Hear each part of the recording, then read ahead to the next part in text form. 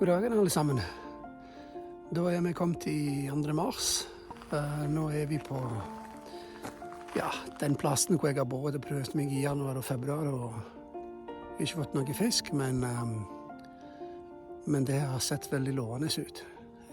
I dag skal jeg prøve meg der. I tillegg til det så har jeg med meg en fiskekompis, så vi 2 stykker. Han nok litt mer erfaren enn meg, så i dag må det være fisk, tenker jeg. Etter siste tur så har det blitt bare enda finere vær. I dag startet det vel med -1, og nå det +5. Men når du står i sola så varmer det som bare det. Så vi håper jo at sjørettene kommer seg oppover og begynner å bevege på seg.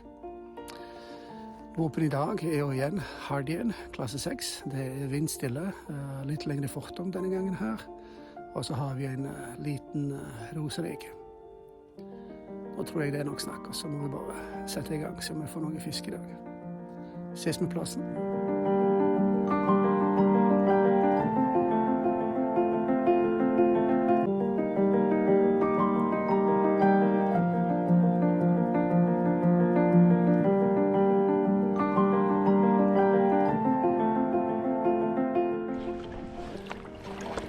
Ja, var fine. Jeg kommer.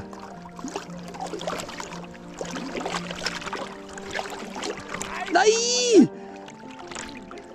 3. gangen. Ja, jeg så han hoppte. Ja. Nei. Nei. Ja, sånn... Tenker du på flua, eller tenker du på... Ja, sånn non-slip... Å, den svære. Oddbjørn.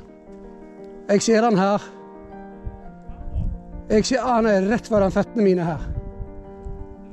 Ja.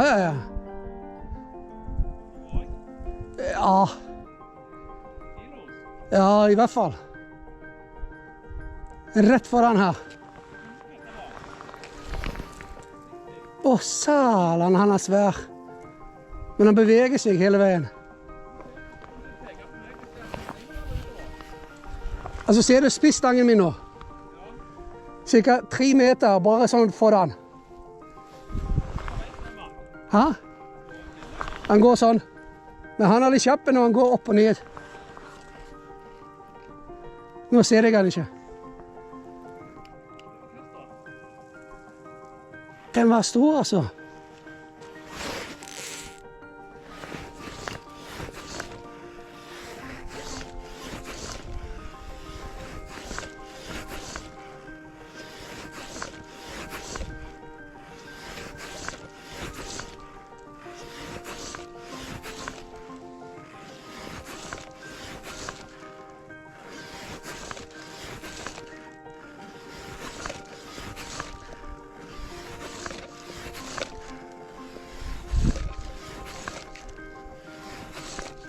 Jeg har følger.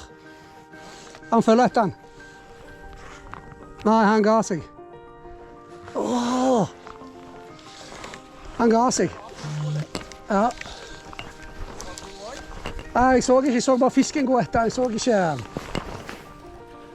Han var grei.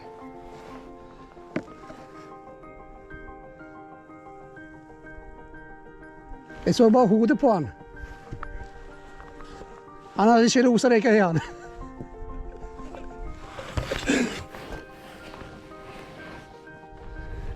Ja, nå er vi ferdig å fiske av stranda her. Og storfiskeren, han har jo hatt fisken på kroken. Ja, 3 ganger faktisk. 3 ganger. Og den var ikke liten heller. Nei, den var fine. Den var ganske fine. Ganske fine. Han gikk både med flua og fortommen. Men forteller jo bare hvor stor fisk det er. Nå skal vi gi en liten pause her, og så skal vi gå på nabostrand og sjekke om det er noe der. Ja, da har jeg blitt alene igjen. På den første plassen det kommer var, der hadde jeg en følger. Oddbjørn, han kom ned til vannet. Første kast, pang, det var napp. Andre kast, pang, det var napp. Tredje kast, da hukket han en svære fisk, godt over kiloen. Jeg håper jeg har den på kamera, for jeg filmer litt fra langt avstand. Han hoppte vel 1 eller 2 ganger, og så røyk han både fortommerfluer og alt mulig. Vi prøvde å fiske der flere ganger, ga pause og ja, prøvde alt mulig, men det var noe. Tenkte vi skulle flytte oss nå til fjord, inn i fjord, men det var det frøset. Sånn at han måtte gå. Han var ikke så mye. Han kunne ikke fiske hele dagen. Han kunne bare være med meg litt. Så han måtte kjøre. Så nå har jeg kommet tilbake til den plassen hvor jeg så de store fiskene. Og ja, skal vise dere nå. Når jeg ser inn i bukta her, så er det is. Så det er bare kun med brød der jeg kan prøve å fiske litt. Så da prøver jeg her. Så får vi se. Hvis ikke, så kjører vi ut på Jarstranda, for det vil jeg fiske mer om denne mot når i våren flyr. Yes. Nå har jeg tatt et par kast her. Og jeg kan si med en gang at det er veldig kaldt. Fingrene fryser. Det er kald bris rett i fleisen. Og lina, den har blitt så mye stivere nå. Så litt annerledes temperaturer her enn hvor vi var på den første plassen. Men det ser jo lovende ut. Det er litt bølger, ikke så mye vind. Så håper jeg nå at på den siden her har isen smeltet. At fisken er litt mer sulten, kan du si. Men vi får se.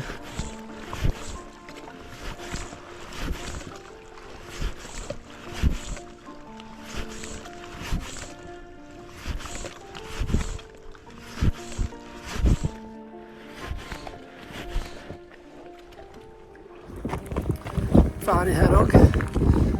Is på den ene siden, og så er det lavt vann og ikke kaldt på den andre siden. Kald bris som blåser, så tror jeg flytter meg herfra. Det var ingen fisk, ingen opp, ingenting. Så nå er det sele, here I come. Vi ses der borte.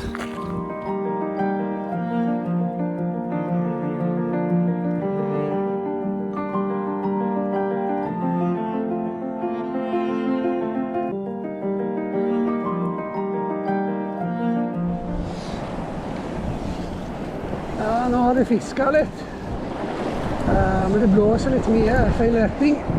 Nå må jeg ta en del backhandkast. Men det, som dere ser, det er litt bølger, og sjøen er rolig, og det er fremdeles kaldt i vannet. Jeg har ikke merket noen ting her ennå.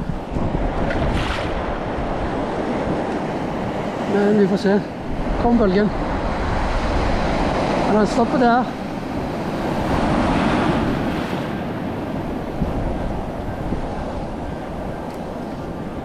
Fisker litt til her, og hvis ikke det blir noe her, så bytter vi plass. Vi har vel cirka 1 time med solo. Og med noen store nå. De stopper jo rett foran meg, så det går jo fint.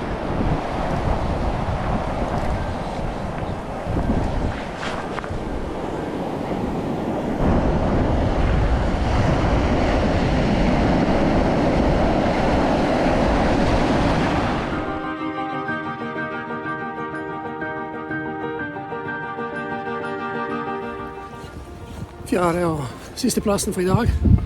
Cirka 1 times med sol igjen for dagen.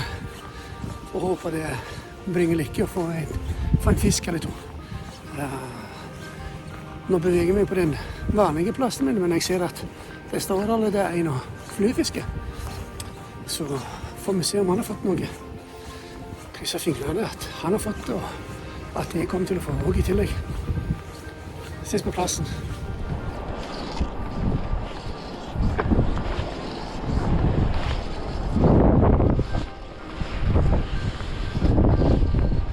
Det gikk jo første kastet. Blåser utrolig mye. Skikkelig kald vind. Og rett i fleisen. Jeg klarer ikke å kaste så langt akkurat nå, men jeg tror ikke jeg trenger det, fordi det er lavaen. Så jeg kan bevege meg. Fiske av den svarte flekken der, for den har jo gitt meg fisk på sist tur. Når den er fisket av, så beveger vi oss videre. Men det er vanskelig å kaste i denne vinden her. Utrolig vanskelig.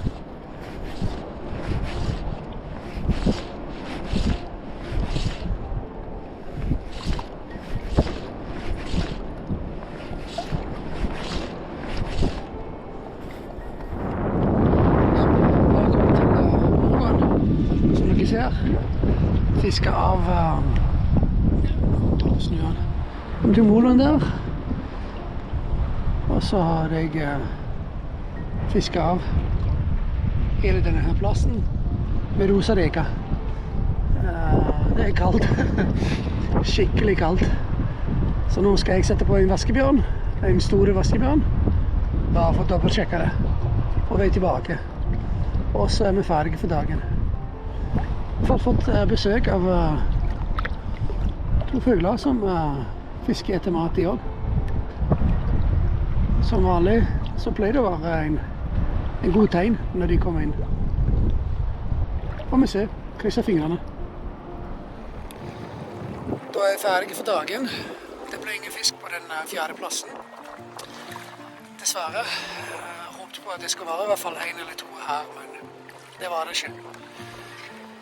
Det var en kjempeflott dag. Egentlig en veldig, veldig fin dag. Med tanke på varforhold, sol, pluss 8 grader. På den første plassen så hadde jeg en følgefisk. Oddbjørn hadde en fisk som han mistet, som var ganske stor. Sikkert 1,2 kilo, tror jeg. Jeg håper jeg har han på kamera, så vi kan se han. Vi prøvde oss inn i fjorden. Det var det is. Så tydeligvis er jo ikke våren her ennå. Prøvde meg ut på Jærstrandene. Den ene var jo dårlige forhold. Og denne her stranden som jeg er på, var egentlig ganske greie forhold, men kalde vind rett i fleisen gjør at vannet er veldig kalde, og at sjøørreten er kanskje inaktiv. Det var turen for i dag. Jeg tror det skal være en til tur før vinterferien er ferdig. Mest sannsynlig blir det samme plass som i dag. Prøver å få den som Oddbjørn mistet. Frem til da, skjøtt fiske, og vi snakkes folkens.